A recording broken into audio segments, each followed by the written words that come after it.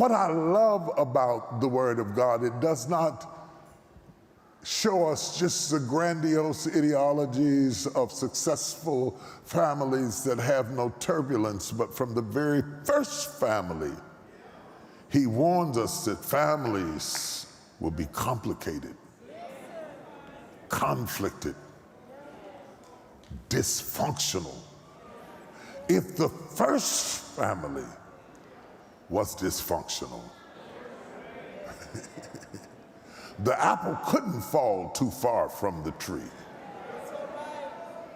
As soon as God put the man in the garden and pulled out of him the woman, and they started the first family, murder hit the first family. Is a clue that there is going to be turbulence the rest of the book with families. The law of first mention, the first family that's mentioned is dysfunctional, and all the way throughout the rest of the book we see turbulence, we see rape, we see molestation, we see drunken fathers, we see ungrateful sons, we see the impediments of people who dress themselves up like prostitutes and slept with their father-in-law to get pregnant to produce children. If the Bible were to be cinematic, it would at least be rated R. At least rated R, because God is honest and vivid about the fact that life is messy. It's complicated. That's why you ought not to covet your neighbor, because you're standing on the outside, and on the outside every family looks good and stable and solid and sane, and part of your pain comes from your comparison, because you wish that your family were more like them. But if you went inside the house, you would find out that they are not everything that you thought that they were. And maybe you better deal with the devil you know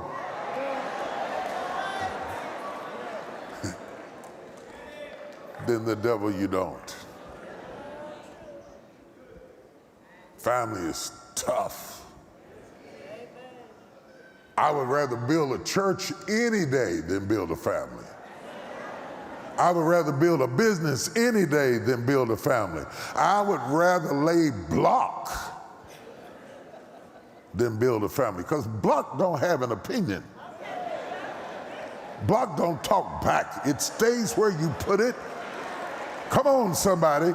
But raising a family, see, every block got a mouth, and every mouth has an opinion, and every opinion has to be expressed, and it is your job to hold together all of these different opinions and personalities and attitudes and dispositions and mood swings and midlife crisis and menopause and adolescence. You got to hold it together for a long time. There is no retiring from your family. There is no resigning from your family. You will always be attached to them. Don't believe your divorce papers.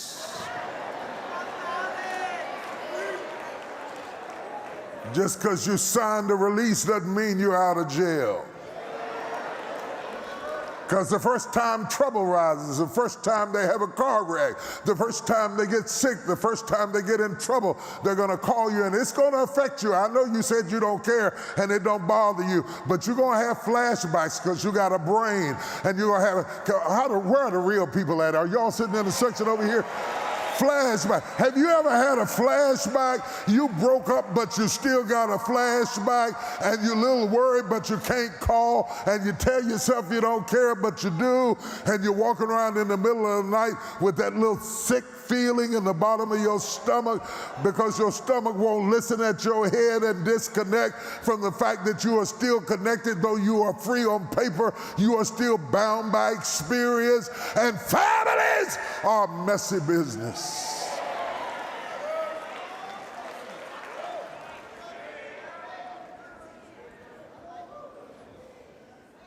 We live in a time now that everybody wants everything quick. Quick love.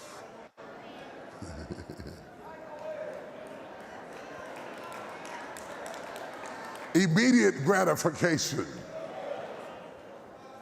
I'm going to talk about some stuff you don't know about because you grew up on instant grits. But I remember when grits weren't instant. So what you call good grits, I just call gritty. Because real grits are slow cooked. Come on, talk to me, somebody. Real grits are slow cooked, take a long time to get the grits right. But that stuff y'all throwing in the microwave that you call grits is not really grits, because if you want something to have real flavor, you got to slow cook it. You got to put it on a smoker. You got to give it some time. You can't cook collard greens in 15 minutes. It takes time to cook green. You got to put the meat in and let it boil down and let it thicken up and let it get a little flavor in it. Come on, somebody, you got to cut your greens and wash your greens and add them in at the right time and then cover them up and let it cook down. Let all the juices cook down till you can't tell the greens from the broth. And see, we don't have time for that. We want instant sons and instant fathers and instant marriages. Listen, it takes 30 minutes to have a wedding. But it may take 30 years to have a marriage.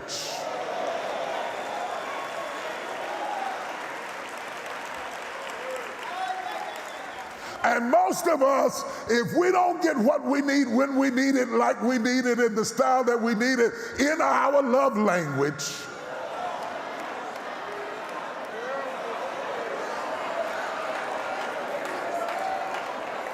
we're out of there.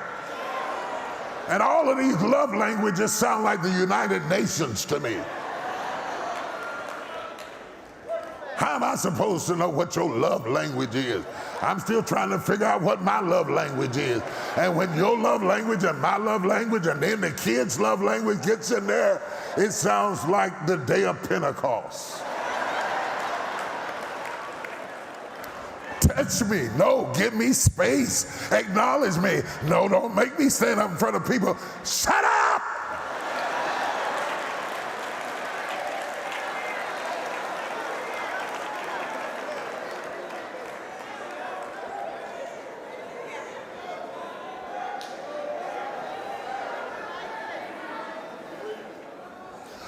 The family started before the church.